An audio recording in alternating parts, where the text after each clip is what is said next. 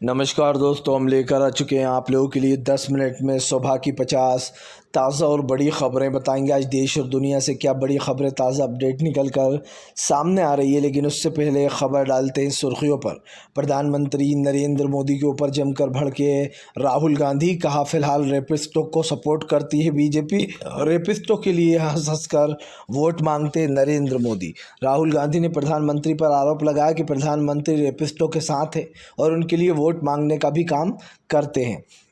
आपको बताते चले, प्रधानमंत्री नरेंद्र मोदी ने साधा विपक्ष के ऊपर बड़ा हमला। कहा इंडिया गठबंधन सिर्फ हमारे कामकाज को रोकने के लिए, सत्ता में आने के लिए बना है। दरअसल आपको बताते चले हैं, प्रधानमंत्री ने कहा कि अगर इंडिया गठबंधन आ गया तो देश में फिर से वैसे ही हालात हो जाएंगे जब कांग्रेस के वक्त थे। उन्होंने कहा कि पूरा का पूरा इंडिया गठबंधन सिर्फ बीजेपी को हराना चाहता है, मुझे हराना चाहता है, इसलिए एकजुट हुए हैं। आपको बताते चले दोस्तों, अखिलेश यादव ने मैनपुरी में भरी हुंकार। अखिलेश बोले चुनावी बोर्ड ने बीजेपी के पूरे तार खोल दिए हैं, पूरा देश थूक रहा है। उन्होंने कहा कि वैक्सीन लगाने वाली कंपनी से चंदा लिया, अब उन लोगों की मौतें हो रही हैं जिसने भी वैक्सीन लगवाई है, कोविशील्ड लगवाई है। आपको बता दें, अखिलेश ने कहा बताइए, अब जिन लोगों के पास वो सर्टिफिकेट रखा होगा जिसमें मोदी की फ़ोटो होगी, अब लोग क्या वोट उन्हें देंगे। आपको बताते चले दोस्तों, फिलहाल एक बार फिर से जो है यहाँ पर बंगाल से गरजे जो है यहाँ पर दोस्तों नरेंद्र मोदी। बंगाल में प्रधानमंत्री ने विपक्ष पर निशाना साधते हुए कहा कि फ़िलहाल डरो मत। अब डरो मत का दोस्तों आपको बता दें, प्रधानमंत्री राहुल गांधी को घेरा है। उनका कहना है कि राहुल गांधी एक तरीके से उन्होंने ताना मारा कि वो अब की बार अमेठी से नहीं, रायबरेली से चुनाव लड़ेंगे। उन्होंने कहा मुकाबला करो, डरो मत। और यही बात जो यहाँ पर प्रधानमंत्री फिर से एक बार दोहरा दी है। आपको बताते चले दोस्तों, फिलहाल एक बार फिर से भड़क गए जो यहाँ पर मल्लिकार्जुन खड़गे बोले तैयारी कर लो, संविधान को बचाएंगे और बीजेपी अब जाने वाली है सत्ता से बाहर। दरअसल खड़गे ने कहा है कि जो लोग सत्ता के नशे में संविधान का चूर चूर कर रहे हैं, संविधान को मिटा रहे हैं, वो लोग ये नहीं जानते वो खुद सत्ता से चले जाएंगे, लेकिन संविधान कभी मिटेगा नहीं। खड़गे ने बीजेपी को घेरते हुए कहा कि बहुत जल्दी बीजेपी सत्ता से बाहर होगी और इंडिया गठबंधन देश के संविधान को सपोर्ट करता है। आपको बताते चले दोस्तों, प्रियंका गांधी ने भरी हुंकार। प्रियंका की हुंकार देखकर डर गई बीजेपी। जी हाँ, दरअसल आपको बताते चले, प्रियंका गांधी के करीबियों ने बीजेपी को घेरा और कहा कि प्रियंका से बीजेपी डर गई है। आपको बता दें, प्रियंका गांधी का ज़बरदस्त रोड शो देखकर लोगों में हुजूम था और भीड़ काफ़ी ज़्यादा थी। प्रियंका गांधी की रैली में जन सैलाब उमड़ कर आया, जिसको लेकर प्रियंका गांधी ने भी दावा किया है कि उत्तर प्रदेश की जनता इस बार कांग्रेस को भारी बहुमत से जिताने वाली है। आपको बताते चले दोस्तों, फिलहाल एक बार फिर से जो है यहाँ पर भड़क गए श्याम रंगीला ने प्रधानमंत्री नरेंद्र मोदी को लपेटा। दरअसल आपको बताते चले, प्रधानमंत्री की आवाज़ निकालकर फेमस हुए श्याम रंगीला ने प्रधानमंत्री को ही लपेट लिया। उनका कहना है कि जो सूरत और इंदौर में कांड हुआ, निर्दलीय बीजेपी ने अपने कैंडिडेट को पहले ही जिता लिया, चुनाव के घोषणा से पहले ही। उन्होंने कहा ये लोकतंत्र के ख़िलाफ़ है, इसीलिए मैं वाराणसी से चुनाव लड़ूंगा, ताकि जो सूरत में हुआ निर्दलीय जीत वो कभी भी वहाँ पर ना हो, क्योंकि कोई भी कैंडिडेट अपना नामांकन वापस ले ले पर मैं नहीं लूँगा, ताकि निर्दलीय मोदी जीत ना पाए। आपको बताते चले दोस्तों, एक बार फिर से मच गया घमासान। अमित शाह ने बोला तेजस्वी के ऊपर बड़ा हमला।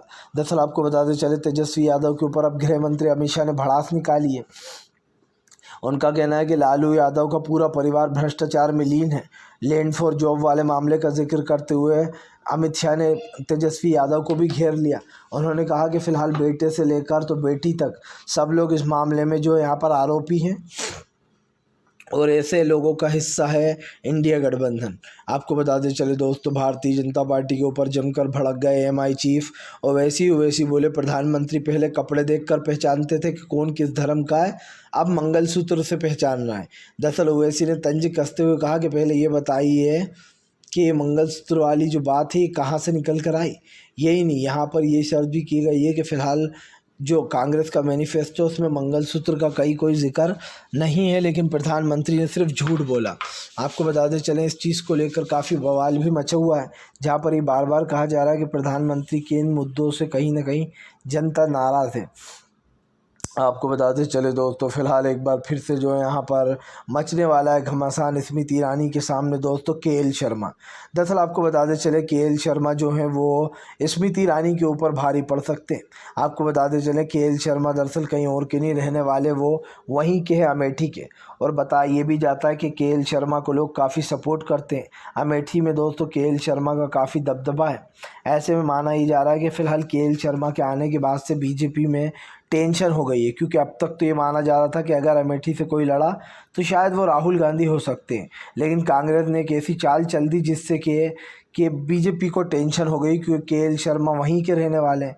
तो अब ये काफ़ी चीज़ें निकल कर सामने आ रही हैंगी। आपको बताते चले दोस्तों, फिलहाल प्रधानमंत्री नरेंद्र मोदी के ऊपर जमकर भड़कते हुए नज़र आए दोस्तों जो यहाँ पर अखिलेश यादव। दोस्तों अखिलेश ने बीजेपी को जमकर लपेटा। दरअसल आपको बताते चले अखिलेश यादव ने बीजेपी के पुराने कट्टे चिट्ठे खोल दिए। अखिलेश यादव का कहना है कि भारतीय जनता पार्टी ने सिर्फ देश की जनता को ठगने का काम किया है। अखिलेश ने जो यहाँ पर ज़बरदस्त तरीके से बीजेपी को लपेटा। अखिलेश ने कहा कि आज देश की जनता देख रही है देश में क्या हो रहा है। यही नहीं, उन्होंने प्रधानमंत्री नरेंद्र मोदी के ऊपर जमकर हमला भी बोला। और अखिलेश ने लोगों को याद दिलाया पुराना इतिहास। अखिलेश ने कहा कि ये वही भारतीय जनता पार्टी है जो देश के लोकतंत्र को ख़त्म करना चाहती है। आपको बताते चले दोस्तों, प्रधानमंत्री नरेंद्र मोदी के ऊपर जमकर भड़कते हुए नजर आए शरद पवार। शरद पवार बोले बीजेपी ने देश के लोकतंत्र को कमज़ोर किया है।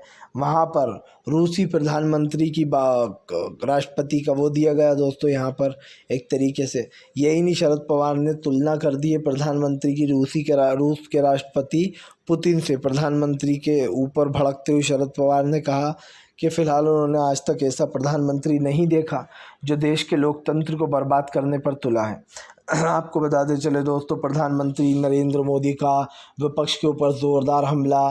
कहा जो लोग आज उछल रहे हैं उनको रिज़ल्ट आने के बाद पता चल जाएगा। मोदी की गारंटी देश को भरोसा देती है। दरअसल प्रधानमंत्री ने खुद ही की तारीफ़ करते हुए कहा कि मोदी की गारंटियाँ कभी झूठी नहीं होती हैं। आपको बता दें, हालांकि युवा और बेरोज़गार इन मुद्दों को उठा रहा है और वो चीज़ युवाओं में नाराज़गी है बीजेपी को लेकर, ख़ास करके नौकरियों को लेकर। क्योंकि माना यही जा रहा है कि फ़िलहाल जो नौकरी वाली चर्चाएं हैं उसको लेकर कहीं ना कहीं सरकार के ऊपर भड़के हुआ है विपक्ष। तो ये चीज़ तो साफ़ हो चुकी है कि विपक्ष की जो गुस्सा है वो थोड़ा देखा जा सकता है इस मामले पर। लेकिन अब देखेंगे कि जनता का रुख किधर है और वो क्या करने वाली है। आपको बताते चले दोस्तों, फिलहाल प्रधानमंत्री नरेंद्र मोदी के ऊपर जमकर भड़की ममता बनर्जी ने बीजेपी को लपेटा। दरअसल आपको बताते चले ममता बनर्जी ने प्रधानमंत्री नरेंद्र मोदी को घेर लिया है। ममता बनर्जी का कहना है कि बीजेपी सिर्फ देश के लोकतंत्र को ख़त्म करना चाहती है, लेकिन हम केंद्र से इन्हें उखाड़ फेंकेंगे। ममता बनर्जी ने दावा किया है कि बीजेपी बहुत जल्दी सत्ता से बाहर जाने वाली है और उसको हराने का काम करेगा विपक्ष। आपको बता दें, ममता बनर्जी ने यह भी कहा है कि फ़िलहाल विपक्ष ये चुनाव जीत रहा है। 2023 के बाद से कहीं ना कहीं ये चीज़ें जो है वो हुई हैं और इस चीज़ पर काफ़ी कमेंटबाजी भी की जा रही है। लेकिन हमने पहले भी कहा और फिर कहेंगे कि प्रधानमंत्री नरेंद्र मोदी से लेकर बीजेपी के नेता तक हर कोई जो है यार यहाँ पर इस चीज़ पर उलझा हुआ है।